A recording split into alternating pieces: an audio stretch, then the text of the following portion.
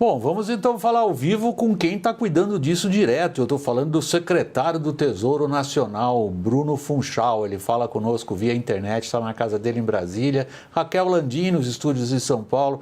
Secretário, boa noite, muito obrigado pela participação. O senhor está nos ouvindo bem? Tudo bem, William. Boa noite, Raquel, os telespectadores. Então vamos lá, vamos à nossa conversa. O ministro acabou de dizer, foi repetido hoje durante o noticiário, que no caso de uma segunda onda, prorroga-se o auxílio emergencial. Temos espaço fiscal para isso? Bom, William, acho que a primeira coisa que a gente tem que fazer é olhar para os dados, né? Como foi bem falado, a gente está tendo primeiro uma recuperação da economia, né? Bastante forte. A gente tem uma redução do contágio, a redução de mortes. Então, acho que primeiro essa é a boa notícia, tá?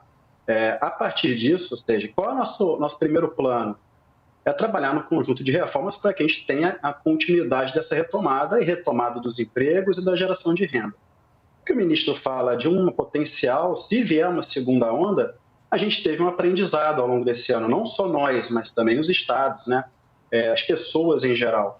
Então, a gente vai aproveitar esse aprendizado. É claro que o espaço fiscal é muito reduzido, isso é mais eficiente se ocorrer uma segunda onda.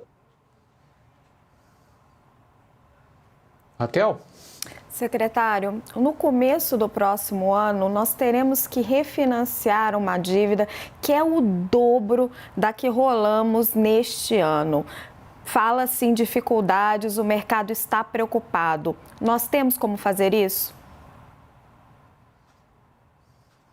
Claro, sim. O nosso planejamento, nosso plano de financiamento, né, a gente já olha para chegar no final do ano de 2020 com um colchão de liquidez bastante robusto, ou seja, olhando pelo menos para os primeiros 3, 4 meses do ano de 2021. Além disso, a gente tem outras ações que podem reforçar o nosso colchão de liquidez. Então, por exemplo, a gente está discutindo o próprio projeto, né, o projeto PLP 137, que descarimba recursos de fundos, podem ajudar a gente a pagar algumas despesas e diminuir a necessidade de emissão de títulos, devoluções de bancos públicos. Então, tem outras ações que podem ser usadas para complementar essa necessidade.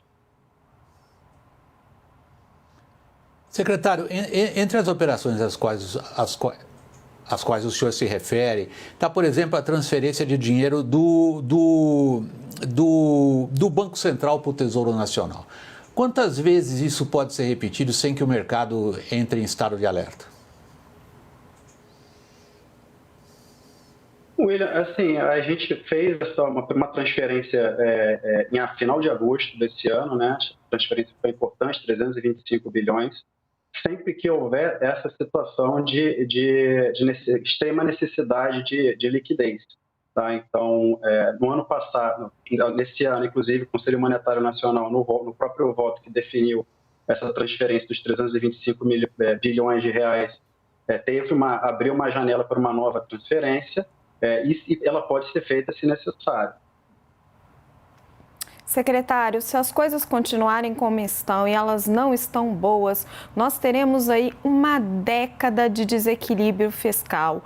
Até quando o senhor acha que vai a paciência do mercado, que é quem financia essa dívida? Raquel, a gente precisa voltar ao nosso processo de consolidação fiscal, né? Então, a gente deu um passo muito importante com a reforma da Previdência. Um outro passo importante foi lá em 2016, foi o teto de gastos. Então, a gente precisa reforçar o teto de gastos, e é por isso que tem essas reformas importantes que precisam ser votadas, PEC emergencial, PEC do Pacto Federativo, isso olhando para o lado fiscal, tá? Que é importante justamente para manter juros baixos. Por outro lado, a gente precisa voltar a crescer de forma sustentável. Então, a gente tem que avançar também nas medidas de produtividade, debate da reforma tributária, reforma da lei de falências, marcos regulatórios. Então, tudo é uma agenda que precisa evoluir para que a gente volte a crescer de forma organizada. Secretário, a gente sai desse buraco fiscal sem aumento de imposto?